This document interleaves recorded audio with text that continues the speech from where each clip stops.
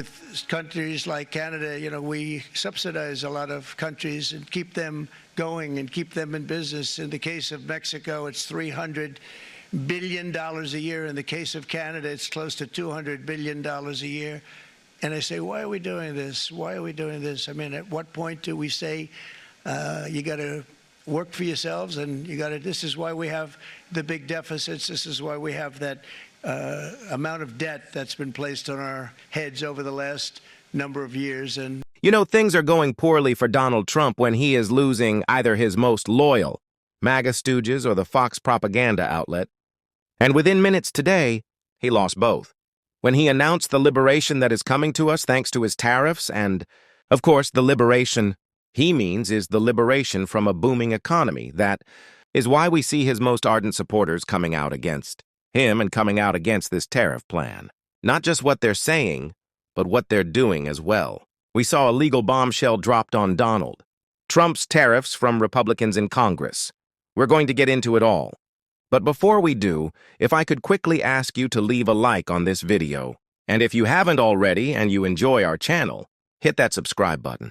It goes a long way and it really does mean a lot to me. Now, before we get into all of the tariff blowback, of course, we unfortunately have to start with Donald Trump's tariff talk. And with countries like Canada, we subsidize a lot of countries and keep them going and keep them in business. In the case of Mexico, it's $300 billion a year. In the case of Canada, it's close to $200 billion a year.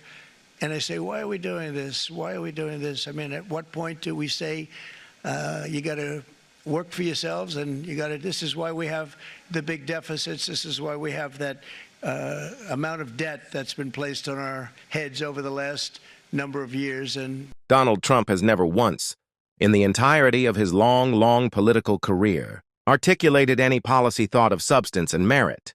The way he talks about tariffs is the way that a child would talk. About tariffs, not even if you just quickly explain them, but if you didn't explain them at all and just told them that they loved the word. That is how Donald Trump speaks about tariffs.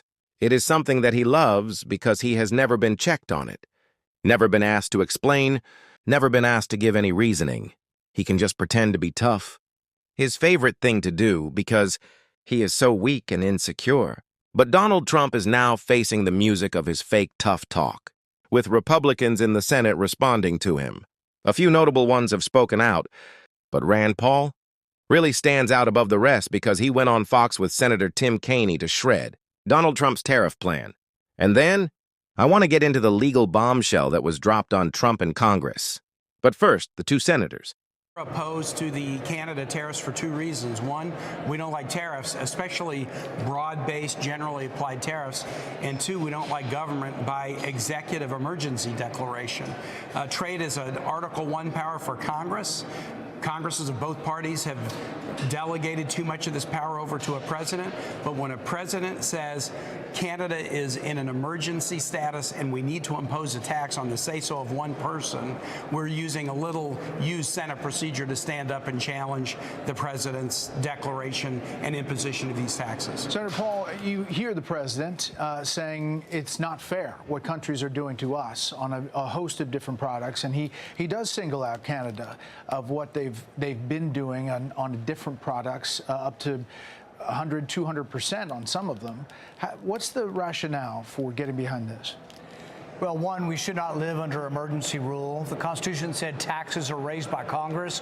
Most specifically, taxes originate in the House and come to the Senate. So I'm against emergency rule. But on the tariffs in particular, on the idea of trade, trade is proportional to wealth. The last 70 years of international trade has been an exponential curve upwards, and the last 70 years of prosperity has been upwards also. We are richer because of trade with Canada, and so is Canada. Whenever you trade with somebody, when an individual buys somebody else's product, it's mutually beneficial or you wouldn't buy it. If the trade is voluntary, it's always beneficial. There is no Canada versus the U.S. The consumer wins when the price is the lowest price. Tariffs raise prices and they're a bad idea for the economy. Rand Paul ripping Donald Trump's economic agenda on the Fox propaganda outlet. I cannot believe what I am seeing, what I am hearing, what I am saying. This is the low point that it has gotten to. We are seeing the stock market collapse. Our economy is falling apart, and the prediction of a recession continues to grow. The value of the dollar is dropping right now, and it almost seems like Donald Trump wants to crash the economy. It's crazy. Remember, on the campaign trail, Donald Trump's biggest economic talking point was that he didn't want to be Herbert Hoover. Remember that? That wasn't anything policy-wise. It didn't sell you on anything. But whenever he talked about the economy, he would say, I just don't want to be Herbert Hoover. Just don't want to be Herbert Hoover. Because, of course, he lost so many jobs when he crashed the economy. The last time during so that was his biggest concern. So you'd think he would do anything he could to not crash the economy again. Well, apparently not. And it's the reason why we are seeing such a robust response, not just from Democrats, of course, but from Republicans as well, in passing a piece of legislation to stop Donald Trump in his tracks right here. The yeas are 51. The nays are 48. The joint resolution's passed. Mr. President. So that was a resolution just now, this is breaking news, passed in the Senate to stop Donald Trump from levying his tariffs against Canada, our biggest trading ally and our closest ally. It's crazy that this relationship has come to Mark Carney, saying that we don't have one anymore, that Canada has moved on from the United States, all because of Donald Trump and his, again, stupid trade war. The dumbest, really economic decision any president has made in American history. Not a surprise, Donald Trump's got a couple of those, but it just continues to baffle me. Every day that so many people act like this is normal, that there's some plan in place. I remember, the early messaging from Republicans. Oh, this is just 4D chess. Donald Trump, it's a negotiating tactic. And then he'd put the tariffs in place, and they'd say the tariffs were great. And then he'd take them away because they were causing economic hardship. And he'd say, it's a negotiating tactic. So is it both? Is it both an economic disaster and a bad negotiating tactic? That seems like what it is. And of course, Donald Trump kind of realizes that. It's the reason he's trying to distract so much from his failures. And the reason Hakeem Jeffries just called that out right here. The Social Security Administration in real time, which is going to impact the ability of hardworking Americans to access their earned Social Security benefits. On Thursday, Donald Trump is forced to pull back the nomination of Elise Stefanik as UN ambassador when they were planning in the House her farewell party. And Donald Trump makes clear so that there's no ambiguity that he's pulling back Stefanik's nomination because they're on the run legislatively and their margins are tight in the House despite the claim of some big mandate, and they're on the run politically, and they're not clear that absent Elise running for re-election, they can hold a district that Trump had just won by 21 points. Then on Friday, we get new consumer confidence numbers that are plummeting because the American people have come to the conclusion that Donald Trump and the Republicans are tanking the economy in real time. Then on Saturday, 4 MAGA-supported constitutional amendments in the state of Louisiana, of all places, go down in flames. All 4 of those constitutional amendments were Project 2025 inspired amendments backed by the Republican governor of Louisiana, the Republican speaker from Louisiana, the Republican majority leader from Louisiana, and the entire Republican apparatus.